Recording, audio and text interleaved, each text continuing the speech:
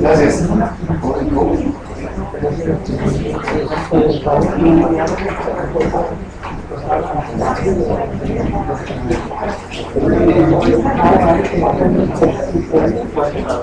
Nuestro próximo tema, como habíamos comentado, es el aviso de privacidad. No por generar la misma costumbre, pero sí me gustaría saber un poquito así, quiénes ya no han ejercitado, quiénes ya no tienen aviso de privacidad. Ya tenemos otras personas. ¿Quién ha firmado un aviso de privacidad? El tema principal aquí, para no ser muy técnico, tenemos que ver algunos aspectos, pero la importancia del aviso de privacidad es, me están obligando que si yo trato datos de terceros, en este caso sobre todo por la profesión, recabo información de mis clientes. Y por tener esa información ya tengo obligaciones que cumplir. Y a la vez tengo que darles un tratamiento. Y tengo que hacerles saber al titular de la información el tratamiento de dicha información. ¿Qué nos lleva, como siempre, el indebido uso o no cumplir esto? Ya dijeron, aprovechando el preludio que tuvimos propiamente su servidor, el licenciado Miguel Ángel Sarabia, tenemos también aquí a su servidor, el licenciado Ernesto García, y el licenciado García.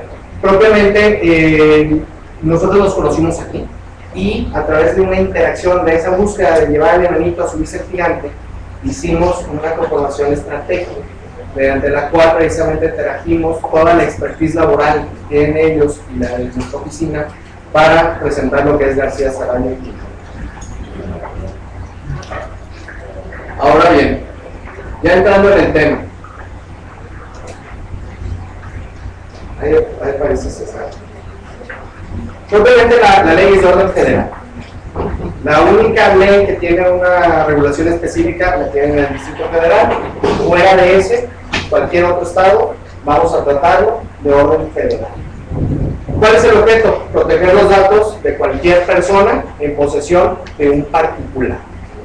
¿Qué finalidad? Regular el tratamiento, y es importante que lo veamos, legítimo. ¿Por qué? Porque también vamos a tratar, muchas veces se ha visto a quién le han enviado un correo no deseado de ahí alguna propaganda que dijo de dónde salió que yo recibiera este correo. ¿De dónde obtuve esa información? Tiene que estar controlado e informado. ¿Sí? Estas son las definiciones básicas y las señalo nada más para que cuando yo me refiero podamos tener un entendimiento básico de lo que vamos a hablar. Todo dato personal es cualquier información concerniente a una persona física identificada o identificada. Por ahí había un juego de mesa que decían pintacaras, buscamonos. ¿Tienes sombrero? No, pues bajabas todas las tarjetitas de los que no tenían sombrero. ¿Tienes bigote? No, adivina quién. Vuelves identificable. Si yo hago un conjunto de datos específicos, puedo empezar a generar un perfil. Pues de esta manera también puedo identificar a una persona. Los datos personales sensibles. ¿Cuáles son los sensibles? Alguna gente se reía cuando anunciamos la presentación. Yo les preguntaba, ¿puedes dar por favor tu nombre? ¿Puede dar por favor su dirección? Le daban su dirección. ¿Me puede dar por favor su religión? Ya empezaba a ser un tema más sensible. ¿Me puede decir su preferencia sexual? Es más sensible. Entonces, este tipo de información se divide. Y se divide para efectos también de la protección que nos corresponde darle y la obligación que tenemos. Aquí estos son tal cual como nuestra ley los señala. Y nos dice, es la esfera más íntima del titular cuya utilización indebida puede dar origen a discriminación. Por ahí ahora hasta hablan del bullying y todo. También esto aplica para los menores de edad. a través de sus representantes legítimos, que conlleva un riesgo grave para este. En particular se considera sensible aquello que pueda revelar aspectos como origen racial, étnico, estado de salud, todo lo que sea el aspecto médico. En este caso lo vamos a tratar. Presente y futuro, información genética, creencias religiosas, filosóficas y morales, afiliación sindical, opiniones políticas y preferencias sexuales. ¿Quién es el responsable? Quien obtiene estos datos. ¿Sí? Toda persona física o moral de carácter privado que decida sobre el tratamiento de los datos. Todo esto está ligado al consentimiento. Esta es la parte que hablábamos de la licitud, sea legítimo, que es que me fueron dados con consentimiento. La persona sabe que los tengo y que yo los voy a tratar, los voy a utilizar. El tratamiento es la obtención, uso, divulgación o almacenamiento de los datos por cualquier medio. Así como hablamos en la ley antilavado. Oye, ¿lo tengo que tener todo en papel? No. También el aviso de privacidad se puede dar a través de cualquier medio. No siempre el escrito es el único medio. Tenemos el óptico, el audiovisual, tenemos el de sonido nada más, sonoro, electrónico. Entonces, dependiendo también al mercado que nosotros identifiquemos, a quién requiero yo darle un servicio, es como también puede ser la manera más idónea para recabar el consentimiento. Usualmente aquí en México, y yo se los digo a los clientes, tenemos una costumbre, papelito agua. Entonces, también, cuando hay oportunidad de que la persona se los dé, la ley señala que debe ser de forma personal, directa o indirecta. Cuando sea de forma personal, procurar tener ese papel firmado. Todos nuestros clientes los visitamos, todos nuestros clientes tenemos alguna reunión con ellos. Hay que traer ese papelito y que lo firmen, porque ustedes no solamente tratan información de primer nivel, no solamente conozco tu nombre, conozco tu domicilio, conozco tu RFC, conozco tu parte financiera y patrimonial, que es un aspecto de segundo nivel. Entonces, la importancia de esto, lo vamos a tratar de desarrollar, es primero tener el consentimiento. Transferencia es toda comunicación de los datos realizada a una persona distinta a quien se le entrega. Y es aquí donde suceden los problemas. Yo ya se lo entregué a la señorita, pero la señorita vació la información y se la dio a alguien que tiene encargada de la oficina. Eso es una transferencia de la información. Y ahí van a responder solidariamente del tratamiento.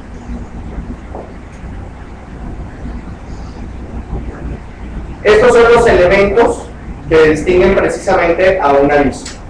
Licitud tiene que recabarse de forma lícita, pegada a derecho. Oye, me metieron una base de datos, ya no estamos cumpliendo el requerimiento, entonces ya tenemos problemas. Consentimiento. La persona, el consentimiento se divide en expreso o tácito. Todos hemos entrado, platicaban de los medios electrónicos, estás en una página y vas a comprar algo y te dicen, si no le das I agree a los términos y condiciones, no puedes continuar. Bueno, es una forma precisamente de otorgar un consentimiento expreso de no ya verbal. Ahí hay un consentimiento tácito, aunque bien no es tangible el clic en I agree, sí se puede acreditar que continúa el proceso y por lo tanto consente. La información, hay que informarle para qué son los datos. Y de ahí se origina algo muy importante que se lo domina, aquí lo he escuchado, ARCO, los derechos ARCO. Bueno, estos derechos son 4 y atienden a lo que es el acceso a la información. Yo ya le di información al señor, ya le dije todo lo que yo tengo patrimonialmente, pero yo perdí mi archivo. Entonces acudo al titular responsable de la información y le digo, me proporcionas mi información, me das acceso. Él ya tiene un derecho. Tiene uno de restricción. Oye, esto de ahí no lo vamos a aprobar. Tienen que cancelar eso. Cancelan todos mis derechos, o sea, toda la información. Ya no quiero que tengas tu información. Porque ya terminamos la relación de prestación de servicios. Ya no tienes que tener información mía. Te solicito la cancelas. Y la O de omisión. oye, vamos a omitir cierto dato particular. Entonces, este conjunto de derechos los posee el titular de la información y en cualquier momento nos puede solicitar el ejercicio de los mismos. ¿Qué pasa si nosotros no los atendemos? Está el instituto encargado, que se denomina IFAI, para que se le plantee una solicitud, y a través de esa solicitud se nos va a coercionar para que la cumplamos. ¿Cómo? Nos va a recaer una declarativa, que es una orden, en este caso administrativo, que nos va a decir, ajústate a los derechos árabes. Ese es el menor de los casos, un apercibimiento. No me ajusto, multa. La multa más pequeña, comentábamos, son 100 salarios mínimos. Caigo en una transferencia indebida, podemos llegar hasta 320,000 salarios mínimos de multa, y si es de forma reiterada, nos duplican la multa. La calidad, los datos tienen que ser exactos y correctos. Oye, lleva H, es Samantha con TH, tiene que ser Samantha con TH, yo no lo puedo traer de forma incorrecta, y tengo la obligación de cerciorarme que así sea. La finalidad, ¿para qué los recabe? Lealtad. Esto es un principio muy importante porque es una expectativa razonable de privacidad. Si te los estoy confiando, es porque confío que los vas a tener en tu reserva. La proporcionalidad. Oye, si me vas a prestar un servicio contable, ¿para qué me pides cuál es mi religión o mi preferencia sexual? Si eso no tiene nada que ver con el servicio. Entonces tienen que ser adecuados a lo que uno va a realizar. No pueden pedir información de más. La responsabilidad, aquí viene precisamente lo que nos va a platicar nuestro coach. Tienes que tener procesos y estándares para poderlo desarrollar y manejar ese proceso. Ahora, de lo anterior, la información. A nosotros piden que guardemos la información al cliente por 5 años. Entonces, si me dice, ya cancélame, ¿cómo se dice? Precisamente hay que hacer una solicitud de cancelación en la cual te va a dar su consentimiento nuevamente. Lo que tú vas a cancelar son sus datos. La información fiscal sí hay que conservarla y hay que tenerla 5 años. ¿Qué nos dice la ley? La ley nos dice que en cualquier momento en el cual nuestra finalidad haya sido cumplida, en el momento más breve nosotros debemos de cancelar todos los datos, de suprimirlos de nuestra base. ¿Por qué? Porque ya no lo requerimos. Pero atiende a todas las normas secundarias o principales que rijan precisamente en atención a otra materia, en este caso la fiscal, y nos dice el Código Fiscal, debes de conservar la información 5 años. Entonces, si bien esta ley te dice, la puedes suprimir, te dice, debes de atender también a todas las regulaciones de cada materia al respecto. Entonces, sí suprimen los datos de la persona, pero no eliminas toda la información de forma. ¿Cuáles son los sujetos regulados? Es toda persona física o moral que recabe un dato.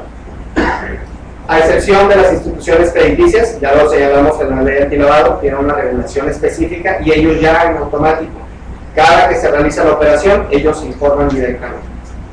Y parte de la información que ellos tienen, también lo ven. Ellos de todas maneras tienen un aviso de privacidad. ¿Qué han hecho los particulares? Se han estado protegiendo. Porque sucede y decían, ahí viene el lobo, ahí viene el lobo, y nadie escucha que el IFAI esté realizando auditorías, visitas, ni que esté multando a las personas. Al final vamos a ver algunos casos. Y ¿quién también está con excepción? Quien recabe datos de forma personal sin fines de divulgación u uso comercial.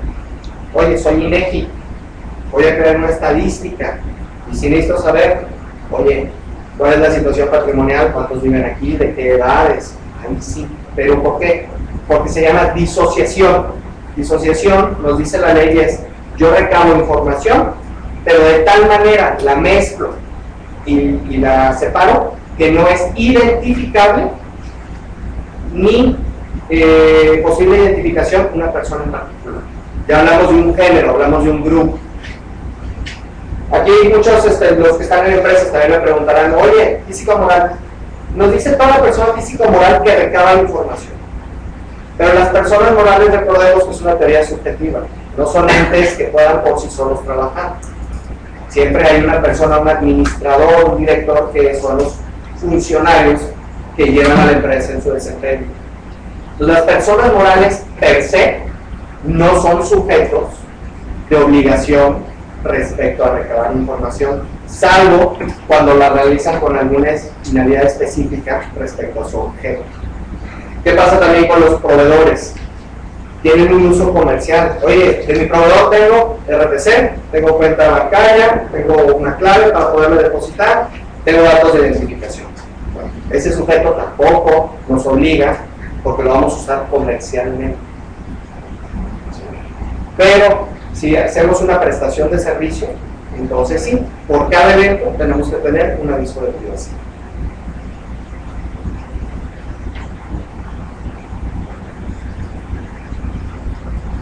Con el aviso de privacidad, ¿con qué debe contar por lo menos?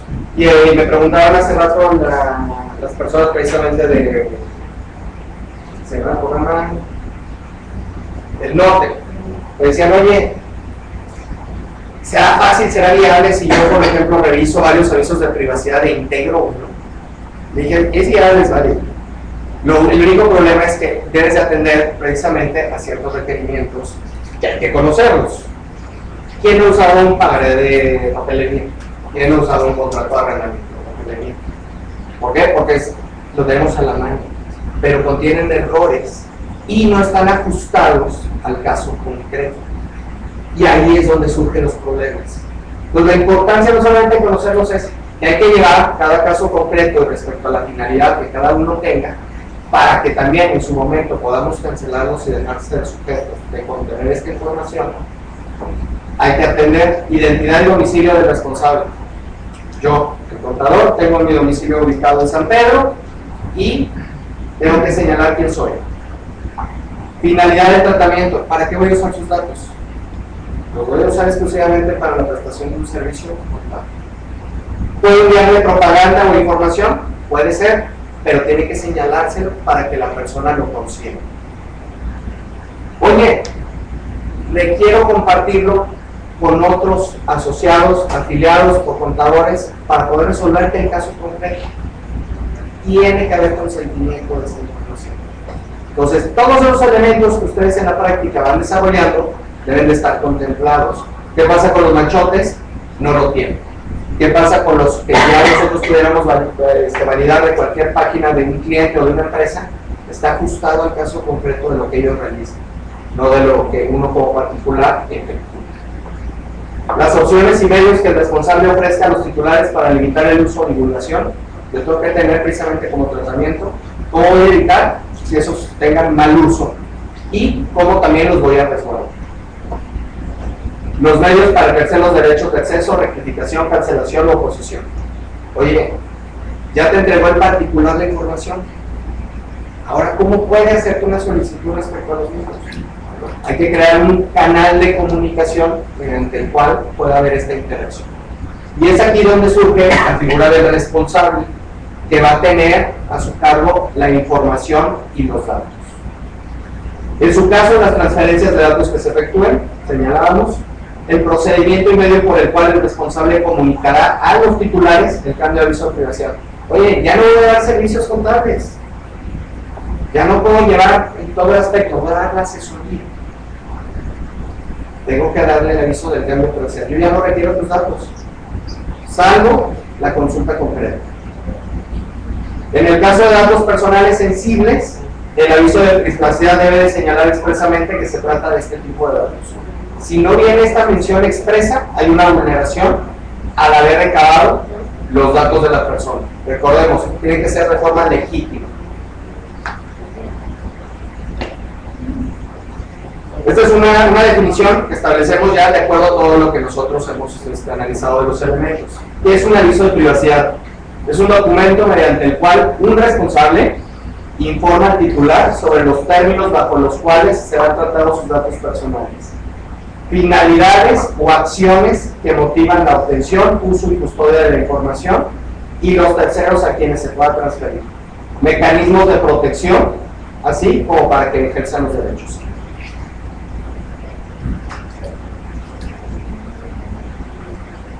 Habíamos señalado cuáles son las excepciones, cuándo no queda obligado, a tener que tener un aviso de privacidad? Cuando los datos van a ser disasociados, cuando tengan el propósito de cumplir obligaciones derivadas de una relación jurídica entre el titular y el responsable.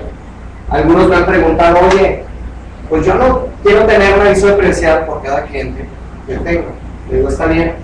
Pero ¿qué? En la parte contable, ¿qué les decimos siempre en las operaciones? Un contrato de fecha cierta, un respaldo o el entregable del mismo, ¿no? Podemos hacer lo mismo aquí, pero hay que firmar ese contrato de prestación de servicios. ¿Por qué? Porque precisamente derivado de ello, ustedes en una relación jurídica obtuvieron información y la están usando para un fin.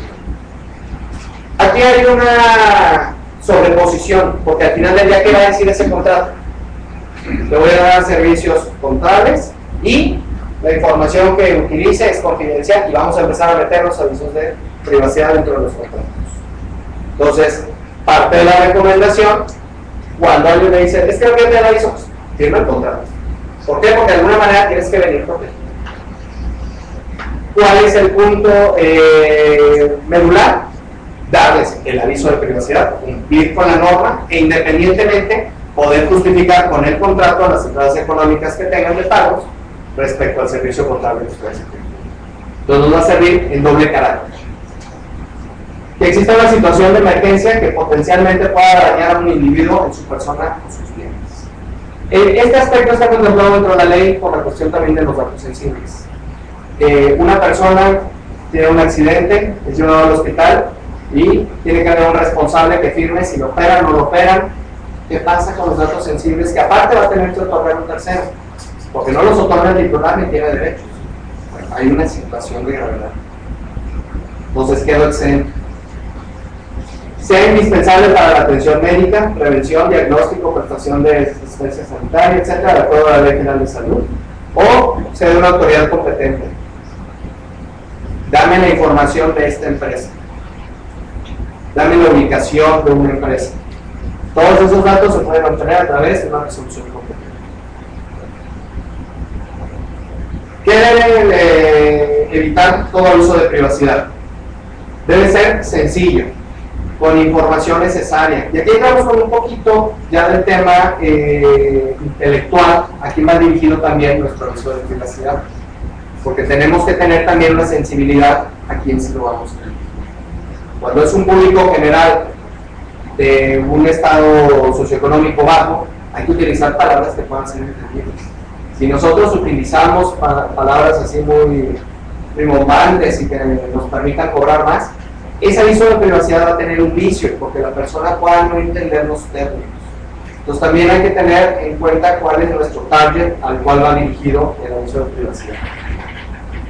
Debe ser en español, lenguaje claro y comprensible, con una estructura y diseño que facilite el entendimiento. No usar frases inexactas, ambiguas o vagas. Todos los abogados tendemos a decir una frase, y ustedes la han visto en las estructuras públicas: es enunciativo, más no limitativo. Esa es una frase inexacta.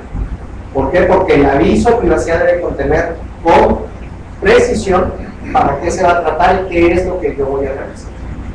No puedo denunciar cuestiones extraordinarias. Tomar en cuenta para su redacción los perfiles de los titulares, no incluir textos o formatos que induzcan a elegir al titular una opción específica. Los lleno de casillas para que los lleven. En caso de que se incluyan casillas para que el titular otorgue, no deberá marcar previamente. Y no emitir textos o documentos que no están disponibles para el titular.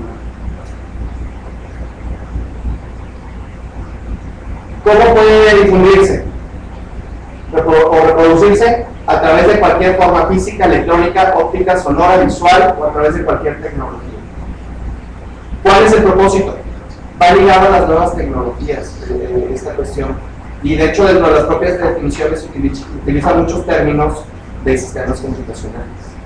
Oye, yo vendo por internet, no tengo una oficina, o doy asesorías a través de un chat. ¿Cómo voy a presentarles un aviso a todo el mundo? Presento un aviso electrónico, un formato electrónico. Oye, tampoco doy eso, es en una sucursal, pero soy Soriana. ¿Cómo le hago para identificar a cada uno de los clientes que vengan y me pague con una tarjeta o me proporcione información? Lo hago a través de medios de comunicación. Publico en un lugar visible dentro de mi establecimiento el aviso de privacidad y a través de un medio sonoro genero esa publicidad de mismo. Por eso reitero, cada caso es particular y hay que analizarlo para efecto de decir cuál es el aviso de privacidad que corresponda y que también pueda ahorrar los costos y ser efectivo. En todos los casos, el aviso de privacidad en cualquiera de las modalidades deberá estar ubicado en lugar visible y que facilite su consulta. Reiterar a quien tiene en su despacho, ya sé que solamente 2 personas lo quieren, pero si yo entro a uno de los despachos, debo de tener simplemente un aviso de privacidad.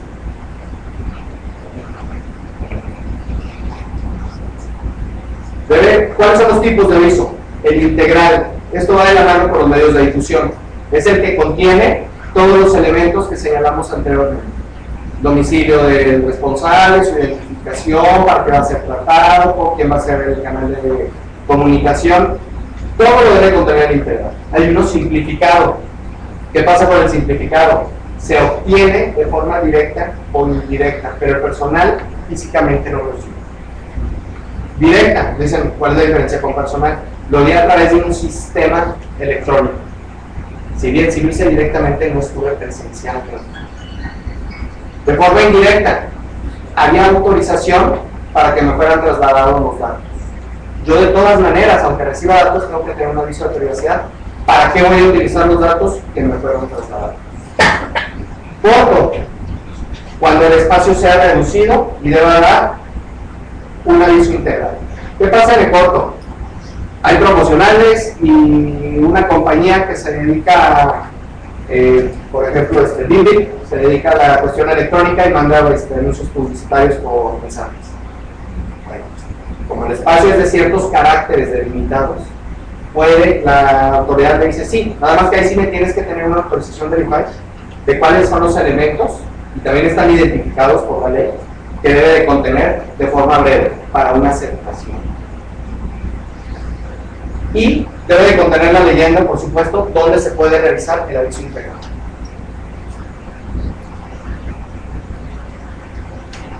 Aquí la protección de datos. Todo responsable deberá establecer y mantener medidas de seguridad administrativas, técnicas, físicas que permitan proteger los datos personales. Señalábamos, bueno, ya tengo el papel, o ya tengo mis archivos electrónicos. Ahora, ¿qué pasa con ellos?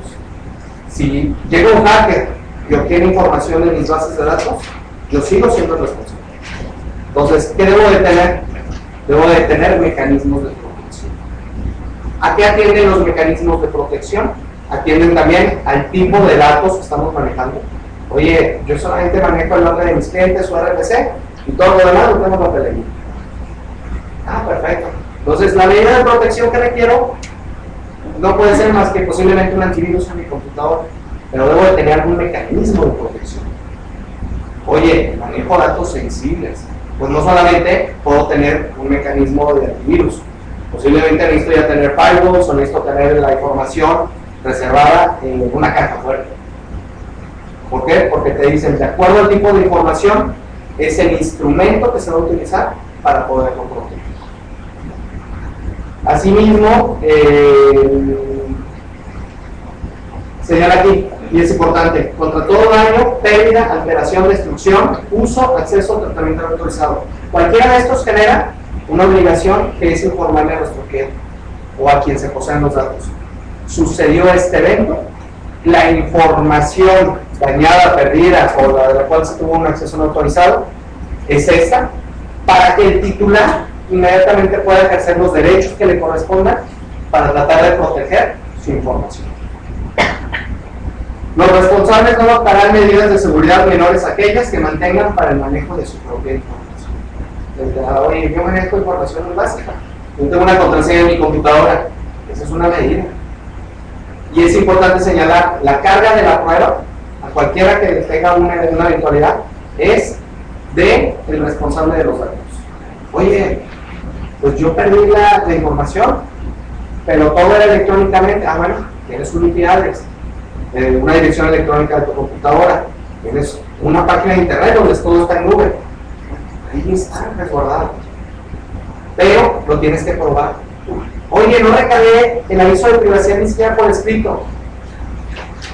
tienes una virtualidad, tú tienes que probar que se necesite saber. ¿Qué va a decir la parte contraria? No, a mí no me lo dice. ¿Qué va a decir? Oigan, no me ha entregado el recibo, no me ha entregado la póliza del cheque. Ya te la digo. ¿Qué le dieron los papeles? Tenemos este problema aquí. Nosotros tenemos la carga de la prueba y nos va a competir probar que se le dio el aviso y se le dio con los requisitos que la ley señala.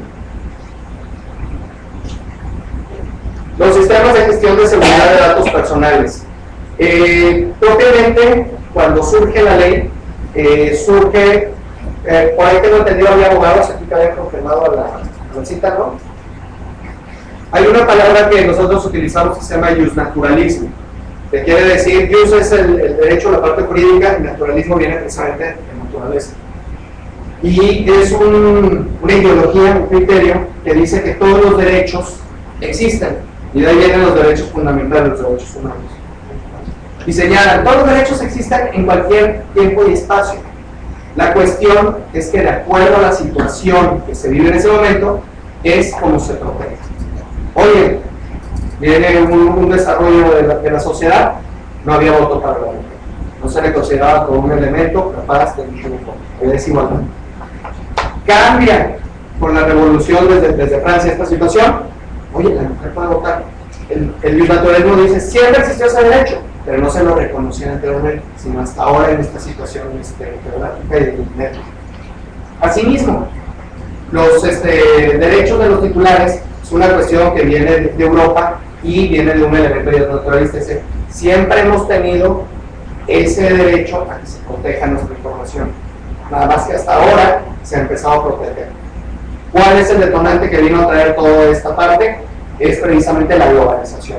Empieza la interacción de información, empieza el cruce de la misma, y es donde dicen, es necesario, obligatorio, crear sistemas que protejan la información de los particulares.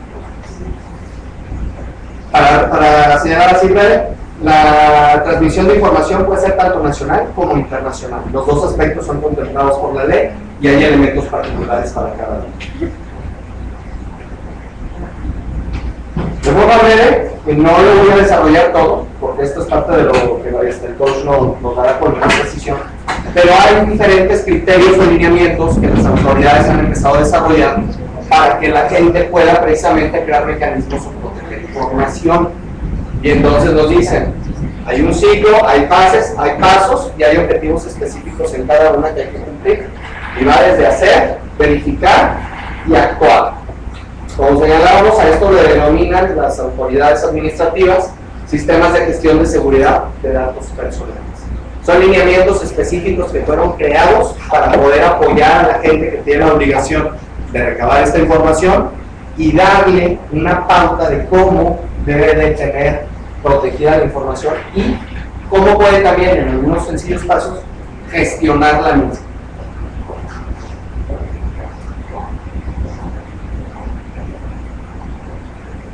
Aquí nos dice una palabra muy conocida por muchos, que dice Non-Disclosure Agreement. ¿Qué es? Es precisamente la secrecía, un acuerdo de confidencialidad. Señalábamos aquí, y nos lo va a fortalecer nuestro socio laboral, que muchas veces el problema es, yo ya tengo la información, pero o estoy en una empresa o en mi despacho, yo la traslado y la dejo en posesión de un tercero. Ese tercero es quien la va a estar tratando, es quien va a ejercer cualquiera de las solicitudes de los derechos algo. ¿Y ahí qué sucede? Oye, es muy fácil la rotación de personal. Y resulta que se llevó la base de datos. O le ofrecieron 15, 10 mil pesos y vendió la base de datos. Oye, pero yo soy el responsable. ¿A quién le van a venir el IFAI a decir, oye, qué pasó? A mí. Y esa persona ya se fue. Ya ni trabaja para mí. Bueno, la ley también nos contempla y nos dice algo muy importante. La relación entre el responsable y el encargado deberá estar establecida mediante cláusulas contractuales u otro instrumento jurídico que decida el responsable. Aquí es donde yo no trato de complicar el contrato laboral, porque a veces estos temas dificultan en la práctica y se los van a señalar. Es decir, Oye, me voy a un litigio penal o administrativo o me quedo en la parte laboral porque en tal caso me va a pegar más en lo laboral. Ahora resulta que voy a tener que pagarme cuando hizo mal y tengo un problema yo. Entonces, ¿qué hago? Creo un documento adicional que le voy a llamar contrato de confidencialidad o NDA, y mediante este se acredita la existencia, alcance y contenido, que sean los artículos 51, 54 y 55 de la ley. Es importante que lo revisen, son muy claros y nos van a tratar este tema, para efecto de que la responsabilidad recaiga sobre el encargado, ¿sí? Y nosotros podernos, voy a reiterar el término, disasociar de esa obligación. Sigue el encargado yo, pero por un hecho no imputable a mí, los datos fueron mal utilizados, destruidos o transferidos.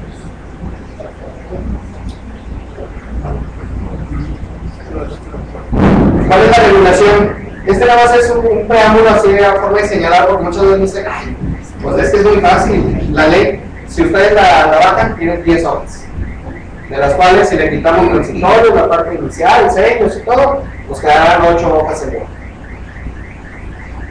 No solamente esa es la única regulación, es propiamente la Ley Federal de la Protección de Datos Particulares, el reglamento de la propia ley.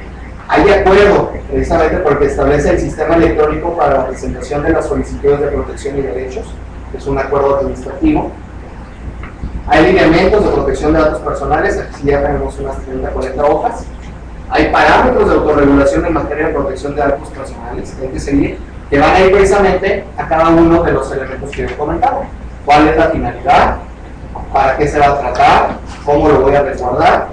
Hay criterios generales para la instrumentación de medidas compensatorias en la autorización expresa del Instituto Federal. Aquí vienen los mensajes cortos y también nos va a establecer parte de la información de cómo también yo le puedo decir al IFAI, oye, pruébame este aviso. Pasa mucho con los contratos también de la Profeco, muchos dicen, pues llévala de una vez que te la va a Profeco. De esa manera ya te quitas alguna cuestión administrativa, porque también aquí tenemos esa parte sensible. Ustedes ya lo van a haber visto en las resoluciones misceláneas. Siempre empieza título 1.1, disposiciones generales. Siempre viene tratamiento de datos personales. Desde el 2012 y 2013, las dos misceláneas completas, así empieza. Y las recomendaciones en materia de seguridad de datos personales. Entonces vamos a ver que hay una regulación que cada vez es más amplia. Y tiene, reitero, a la interacción internacional y la participación de México que se está proyectando. Muchos países internacionales nos dicen, oye, pues que no regulas eso, no quiero tratar en estos temas contigo. Entonces México se aboca precisamente, como ha pasado en la parte fiscal, a tratar temas. Nos tapamos un bache, y dejamos el más o menos la calle y de repente nos damos cuenta, me faltó decirle a alguien cómo desarrollarlo. Pero sabes que ya cumplí el reglamento y ya tengo esto, mejor hago, como fiscalmente sucede, circulares. Entonces, tenemos varios lineamientos que hacer. Este es un caso. No sé si he escuchado por ahí un anuncio que dice que ahora ya tenemos una credencial de lector con domicilio y una sin domicilio, pero nada más tienen ciertos elementos. Esto deriva precisamente de la Ley Federal de Protección de Datos Personales. Y vemos, es desde mayo del 2013. Esta es la sentencia, es el número de identificación, es del Tribunal Electoral. Y precisamente ahí, el Tribunal Electoral señala y le ordena al IFE que emita nuevas reglas para precisamente proteger datos. ¿Por qué? Porque la ley electoral señalaba, para efecto de la credencial de votar es necesario tener una identificación del domicilio, colonia, todos los datos que nosotros conocemos. Y dijo un particular, el domicilio y colonia, ¿dónde me identifican? No ganó todos los puntos que pretendía, pero sí dijo, ya no es menester que aparezca la calle y el número, o que aparezca la colonia, porque sí lo tenemos que tener en un distrito registrado, pero puedo proteger información sensible. Vamos a ver aquí, antes de pasar a su segundo y último caso, toda la información que sea pública. Oye, si yo voy a registro civil y obtengo un acta, pues tengo ya información de quiénes son tus papás, un promedio de, bueno, voy a tener tu edad, fecha de nacimiento, voy a tener ciertos datos. Bueno, si yo los obtengo, no necesito un aviso de privacidad, pero sí una vez que ya los tengo en posesión, el tratamiento que les dé, sí puede verse afectado por la ley, porque lo tienes que tener para un uso personal o estadístico de disociación. Si yo los tengo para estarlos pasando, oye, mira todas las gentes que nacieron en el 70, ya estás dando información que, porque el requisito es que esté supeditado a que fue solicitado o a un costo que tenga de pago de derechos. ¿Quién pagó por el acta? ¿Usted pagó cuando yo le di los datos? Entonces esa transferencia de información es indebida. Él debe de pagar los propios derechos, entonces sí, cada uno obtiene de forma legítima la información. La que ya está a disposición, con antelación a que se dio el aviso, sea de dominio público, tampoco está sujeta, que son dentro de los elementos que nosotros tratamos para poderle decir a los clientes, tu aviso de privacidad debe contener esta información y esta información no es necesaria. ¿Por qué? Porque puede ser de dominio público, porque la ley también pueda señalar que es reservada. Hay información, en el caso de nuestras actividades no se da, pero también cuando afecta a la seguridad nacional también se puede dar. Esto va también ligado con una ley que no vamos a tratar, que es la ley de información gubernamental. Si yo le digo a la autoridad, Hugo Ruiz, dame la información de cuánto gastaste en chalecos antibalas ahora con tu programa de protección, él sí me puede arrojar un dato, decirme son 10 millones. Perfecto. ¿Qué no me puede decir? ¿De qué calibre es la placa? ¿Qué tipo de marca? Datos específicos que puedan poner en riesgo la seguridad del personal. ¿Qué pasa? Esa información tiene un tratamiento específico cuando es de cuestión gubernamental, que es, si pueden publicar cuál es el gasto, pero los proveedores exactos pueden estar reservados.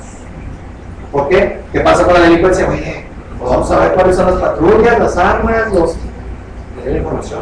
Yo te puedo decir cuántos es mi gasto. Son 80 millones en seguridad. Ah, pero desglósalo. Porque está reservada y atenta contra la seguridad. Entonces también hay ciertas limitantes donde a veces también los particulares, en su momento cuando descubran que esta es una minita de oro para estar atacando a los profesionistas, van a ir todos a correr con el IFAI y van a decir, es que mi información no me dio la misma. Oye, ¿y el registro público, pues decir? ¿Es información pública? Sí, o sea, por decir, también atenta contra la persona física o moral. Si por decir, yo soy un hombre y voy al registro público y quiero actuar con alevosía en contra tuya, si checo mis propiedades. La información que usted obtenga es pública y reiteramos, le va a servir para tenerla, pero el tratamiento de utilizar el dolo o la mala fe con la que usted, oye, ya tengo la información, y si la publico en el periódico, pago mi cuartita, y digo, Miguel Ángel tiene esto, ahí ya hay una vulneración, porque aunque sí es una información pública, ya la utilizó por un fin, que era publicitar, y usted no tenía permiso de publicitar. Yo sí puedo obtener esa información para un tratamiento personal. Oye, le digo a la empresa, dame tus activos. Híjole, me tardo 40 días porque el departamento legal son bien lentos. Ah, perfecto. ¿Qué hago? No, pues déjame, yo los activo, pago mis derechos de búsqueda, me dan todas las escrituras públicas, las pido copias del certificado simple y a los 5 días me las entrego. Y las utilizo para el que impactar. Oye, pues que las necesito porque necesito hacer aquí un dictamen o necesito presentarles. Pero si yo no digo, oye, pues voy a quemar, la empresa no me pagó los últimos 4 meses, ahí ya estoy actuando de forma ilegítima, porque aunque lo tuve de forma legítima el documento a través de una instancia pública, el uso que les doy es con la finalidad de ser judicial. En este caso, ¿a quién se va a demandar? En este caso, directamente, por ejemplo, la empresa va a demandar directamente a la contadora por el uso. Puede ser. Sí puede ser. El proceso administrativo ante el IFAI es muy cortito, es un juicio abreviado, consta de una solicitud que reúne ciertos requisitos, se le da vista a la otra parte, presentan sus pruebas y aquí viene el elemento de preocupación, lo que nosotros hacemos en la práctica. Oye, llega el contador y me dice, traigo esta demanda. Ah, perfecto. Oye, el aviso de empresa no lo tengo. El contrato de prestación de servicios para precisamente decir que estaba exento. No me firmamos. Y así voy a la práctica. Bueno, ¿Qué elemento tienes tú para justificar testigos? ¿Se lo diste verbalmente el aviso de privacidad? ¿Le redactaste las 80 líneas que querías? No, pues lo vamos a fabricar, sí, pero es una prueba indiciaria. Entonces, ¿qué va a pasar? No va a tener forma de acreditarlo al infario. Que o estaba dentro de los casos de excepción, o que debidamente, dentro de las finalidades del aviso y de mi actividad, estaba en obtener eso y posiblemente está justificado. Independientemente de que pueda ser un delito de información y tengamos muchos problemas en el ámbito penal. Ahí ya han entrado muchas cuestiones en cuanto a lo que es el derecho que tienen a la comunicación, mas sin embargo no tienen la plenitud de dar datos extraordinarios. Si vemos ya también desde la ley de la protección de los menores, todos los menores les dan lo que les llaman el blur a la cara y no dicen ya los nombres. Eso viene por una cuestión internacional. Después, ¿qué pasa con los adultos? Bueno, el nombre sí lo puedo dar. De hecho, por ejemplo, es de dominio público. Si yo le abro y me meto al diario oficial y lo checo, ahí van a venir todos los juicios y el nombre de quién está, quién es el autor, quién es el autor. Pero da información.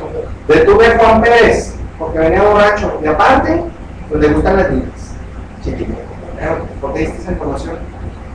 Y te consta, ahí es un elemento de información, también tiene que acreditar el hecho. Oye, yo tuve esta información y aquí está la información. ¿Hasta dónde llega la parte de poderse informar debidamente y hasta dónde se vulnera una persona? Y ahorita vamos a ver, por ejemplo, me voy a pasar ya el último caso. ¿Quiénes estuvieron cuando anunciamos el curso? ¿No? Mejor.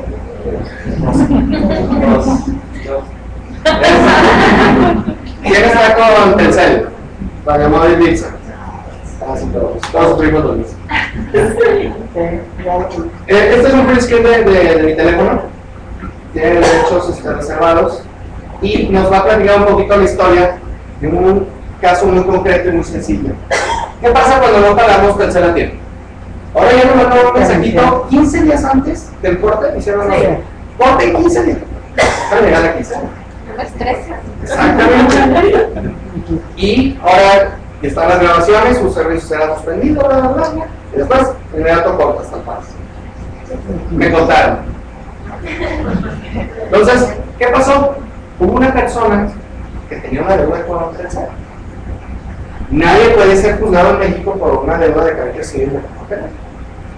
Entonces, ¿cómo lo hacemos los civilistas para cobrar? Pues tenemos que inventarnos la todo. Anteriormente, pues no les tocó a ustedes, pero era autorizado por nuestro código civil local, y el general lo contemplaba, pues en los procesos mercantiles de aplicación superior se llevaba, pegaban en las casas, por ahí preguntan, esta persona es un burlón, este no paga, y ya vamos todos, carrilla, hay que echarle carrilla, que el vecino vea que es de lo peorcito. Eso se proyectó completamente. Entonces, ¿qué pasa cuando nos llega a nosotros Radio Móvil y nos dice, oye, cobra esta cartera? ¿Cómo le hago? No puedo dar a otros personales, no, ya no puedo hacer nada. No quiero pedirles de favor, que paguen. Entonces, dijo, no, claro que sí se puede. Lo pasa a su despacho, seguramente era externo, y se le hizo muy fácil al despacho externo. Oye, tengo la base de datos de su teléfono. Aunque no sepamos, aquí se puede leer entre líneas de forma expresa que utilizaron la base de datos del teléfono y a cada uno de sus contactos le dieron un mensaje diciendo: señorita fulanita de tal, es una morosa, no paga y me debe tanto dinero. La de Móvil Dixon. ¿Qué hizo ella? Me estás exhibiendo. Yo cuando firmé el contrato contigo te di una información. Y en dado caso, mis contactos, ¿cuáles son sus números? Sus 5 números preferidos, los 10, los que contratemos. Ya le di información. Y él aprovechó esa información para tratar de, con un uso indebido, porque él era para el servicio telefónico, no para cobrarme. Utilizó esa información. ¿Y qué pasó? Para resumirles así la historia, aquí la va redactando. Recibió una millonaria multa después de que empleó de manera inapropiada los contactos del teléfono de una cliente. Y el nombre está reservado por privacidad. Quien tenía una deuda en su cuenta telefónica. En un intento de cobranza, Telcel contactó a los números frecuentes de la deudora y, obviamente, rifa de ella, sin autorización de su clienta, la empresa accedió a algunos de sus contactos a quienes hizo llamadas y envió mensajes en los que daba a conocer el nombre, número de celular y cuenta de la clienta para ponerlos al tanto de la deuda. Si no le encuentro ya al domicilio, seguramente sus partes frecuentes no van a decir, oye, ni paga. La acción de cobranza que le originó una denuncia ante el IFAI. Protección de privacidad de datos personales. Y ahí viene lo bonito. Emitió 4 multas por un monto de para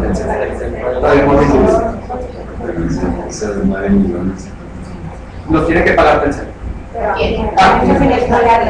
Existe en nuestro derecho no está regulado y hay un solo artículo en el Código Civil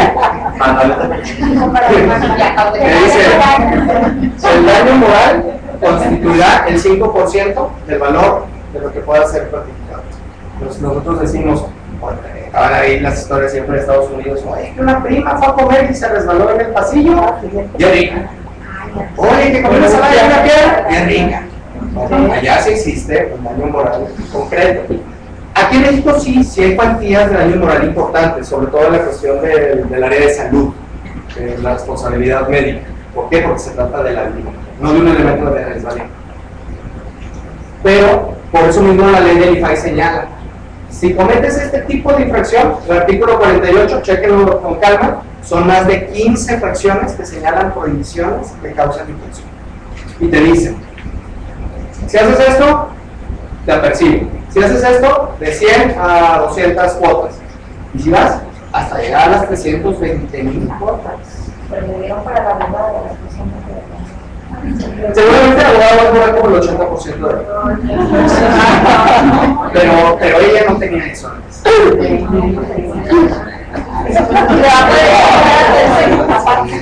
Esto precisamente es para cubrir un daño moral. ¿Por qué? Porque ¿cómo van a repararle que ya la quemaron, que no pagan? Estaba afuera igual. O le cobraron una llamada más y no le quiso pagar y no pudieron arreglar. Y dijo, pues ahí está tu servicio. Exacto. Entonces, eso es precisamente parte de la responsabilidad. Pero ¿cuál es la parte importante? Tenemos montos pecuniarios sumamente altos. Entonces, en el momento que precisamente ya vimos que la autoridad se está trabajando, están los casos, está trabajando desde la esfera administrativa con las credenciales y todos los elementos hasta el área de los particulares. ¿Qué pasa? Muchos particulares, si no tenemos el aviso de credencial nosotros, ¿cuántos particulares están informados que pueden ir a quedarse el IFAI? Ninguno de ustedes, excepción de ustedes, les han dado un aviso de privacidad. El primero posiblemente nos aperciban, pero ya no se ubicó el IFAI. Ya les voy a decir, a ver, revisión. Dame papelería. Dentro del catálogo ahí de normas que les señalé, hubo algunas que fueron precisamente para votarlo. Cuando nace el IFAI nació como un manquito. Y sí, yo quiero proteger los datos personales, y es muy bonito y todo, pero no tenía las herramientas ni las facultades de ejecución. Entonces, ¿qué hicieron en el 2003? Dijeron, oye, te dejé mal. Y agregaron 2 fracciones exclusivamente dentro del articulado de sus atribuciones, que es ejecutar la ley y su reglamento.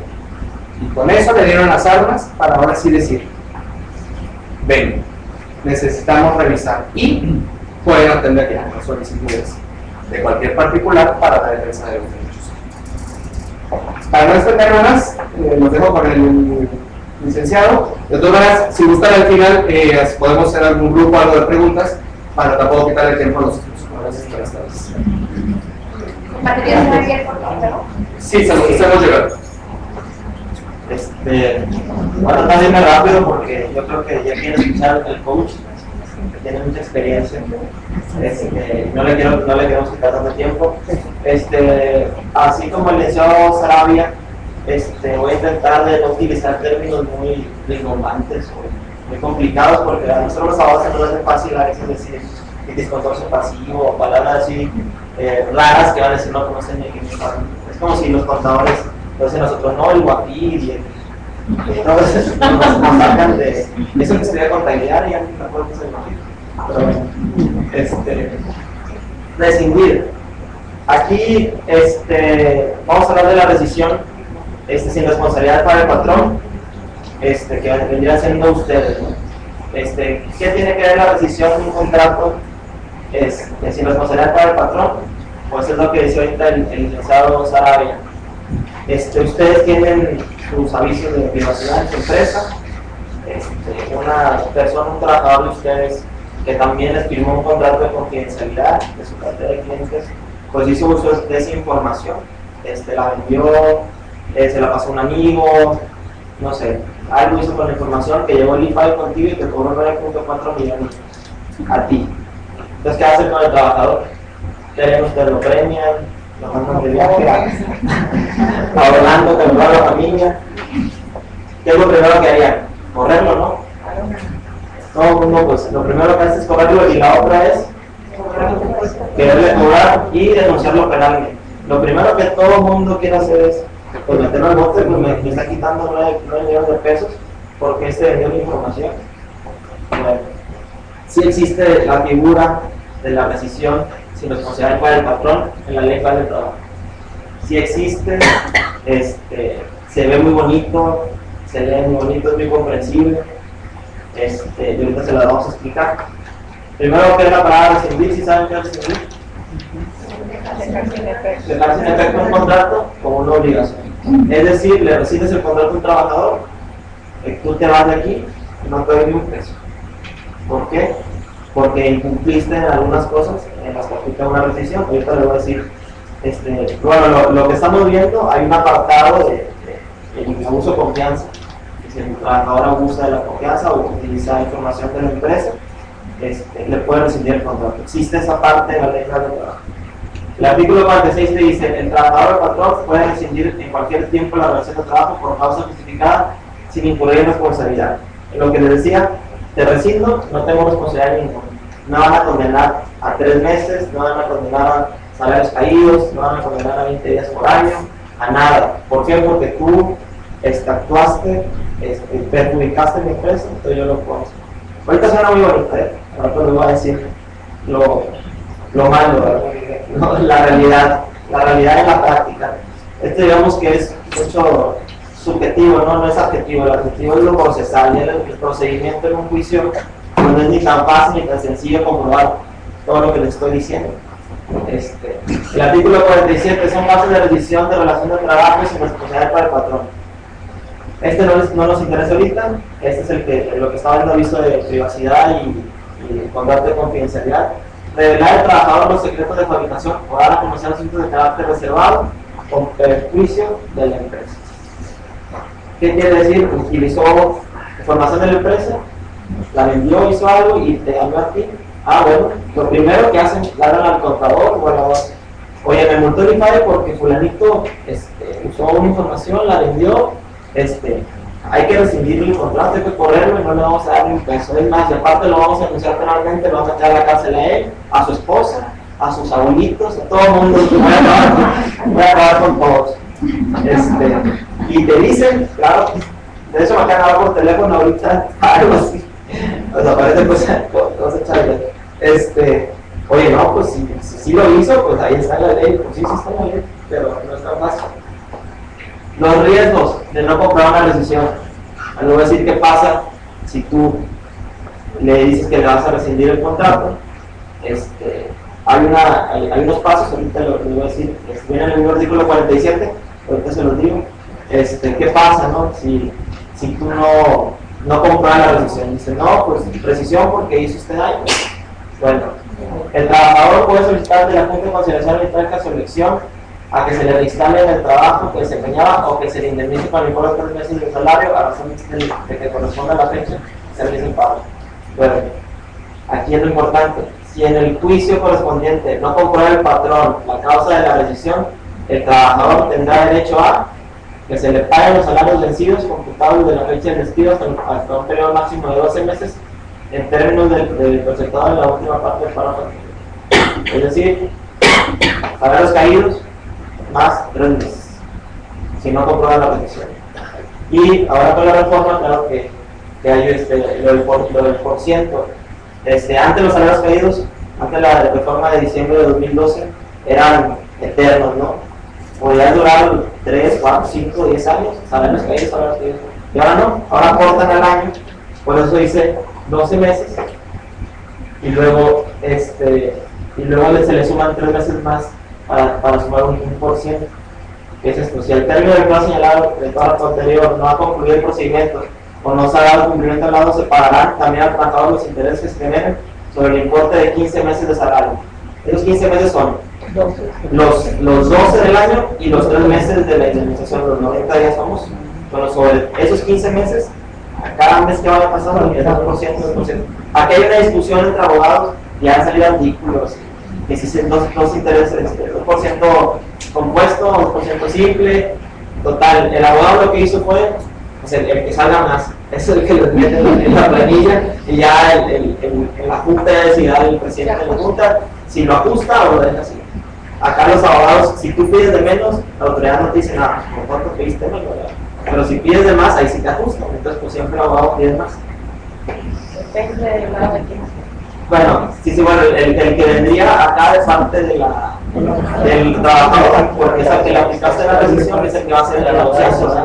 Cuando un abogado sabe que una persona aplicó una rescisión, el abogado del trabajador sabe que es un negociación, por la dificultad de comprar la rescisión.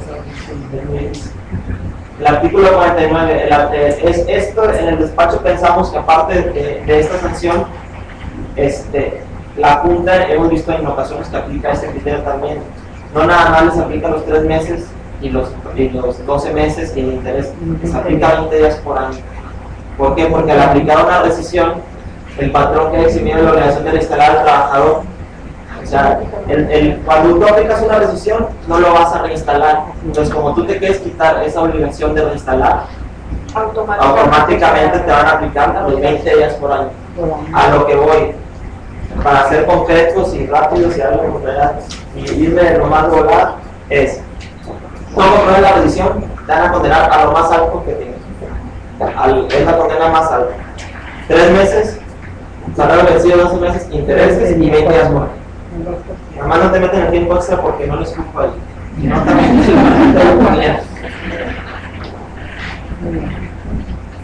me voy antes de esto, del tema de esta semana, me voy a los pasos de la rescisión.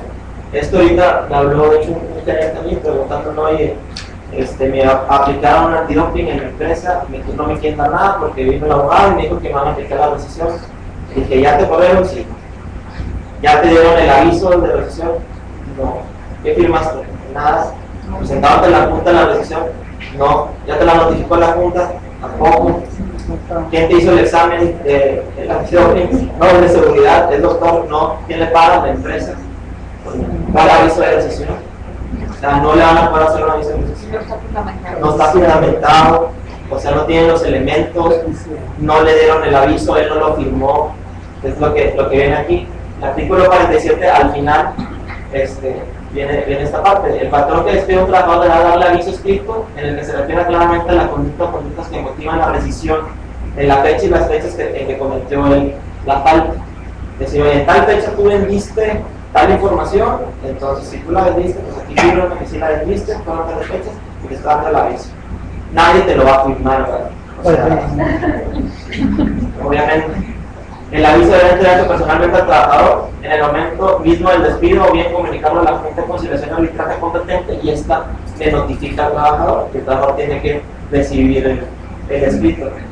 La falta de aviso al trabajador personalmente o por conducto de la Junta por sí sola determinará la separación no justificada y en consecuencia la nulidad del despido o de la rescisión. Es decir, no hubo rescisión, lo corriste. ¿Sí me explico?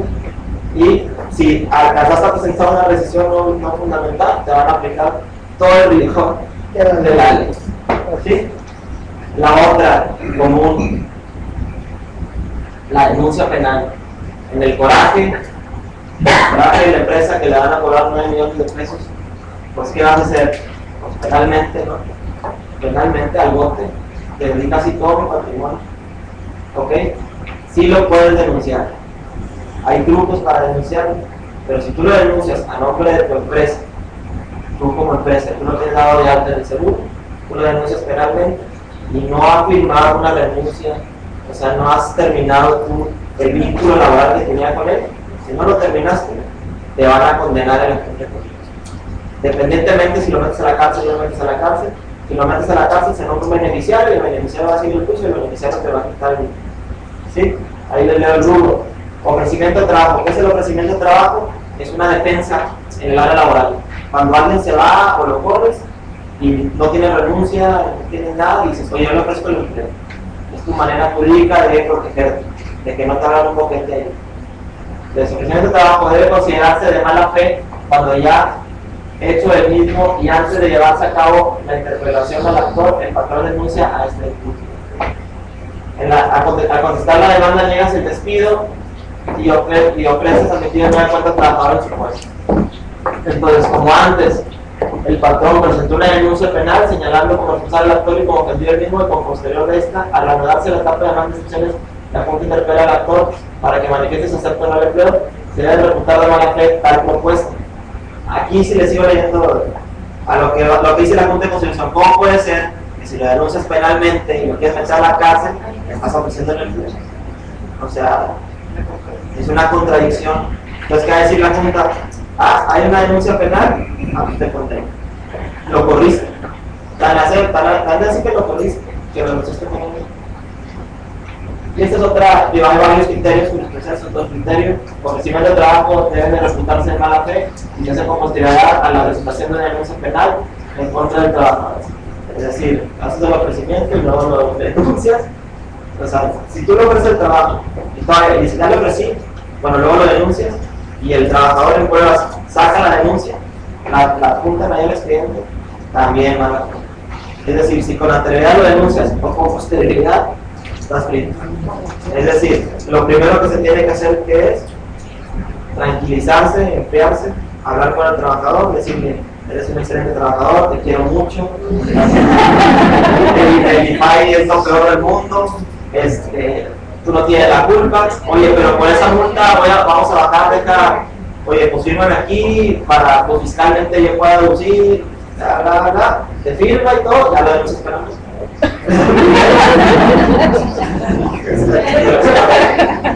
Pero primero que te firmen y nada de eso de decisión porque no los van a poder comprobar ni con un examen médico, o sea, no, las decisiones si son un ejemplo, son 20,000 juicios en la Junta de Conciliación un año, que son nada, hay 10 decisiones y esas 10 decisiones las presentaron los contadores porque el patrón les habló y el contador dijo, no, sí, aquí viene una decisión, vamos a presentar una decisión en la Junta y que se la notifica al trabajador y no la separan.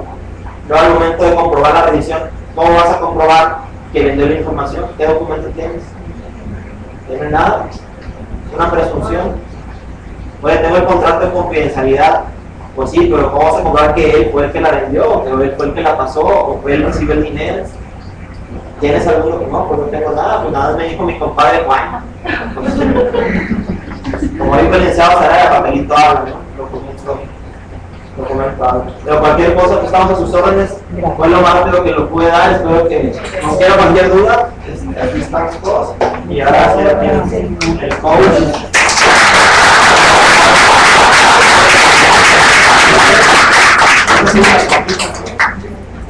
¿No te pusieron la tuya actividad?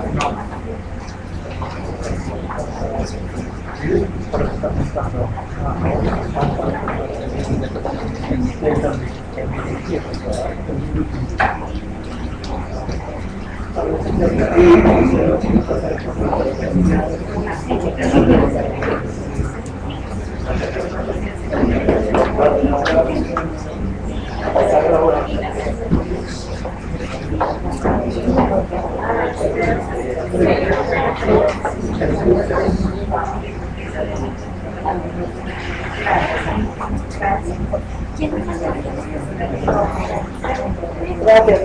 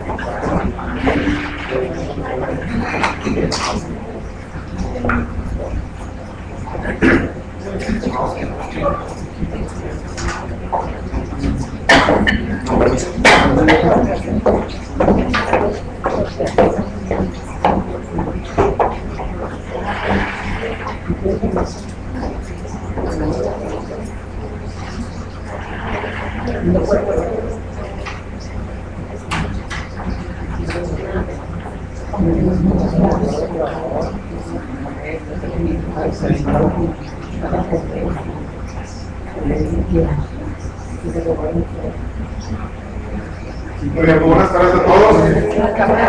¿Están cansaditos? Bueno, voy a hablarles acerca, yo soy coach de negocios, pertenezco a Action Coach, no sé si antes hayan escuchado hablar de esta compañía. Es una franquicia australiana, inició en 1993 por un chavito que en aquel tiempo tenía 24 años, ahorita tiene como 47. Y este angelito, ahorita somos más de 1000 coaches a nivel mundial. Y realmente lo que nosotros hacemos es enseñar una filosofía que él vivió y está viviendo en carne propia. Imagínense estar recibiendo, o sea, lo que es una franquicia. ¿Sí? Para hacer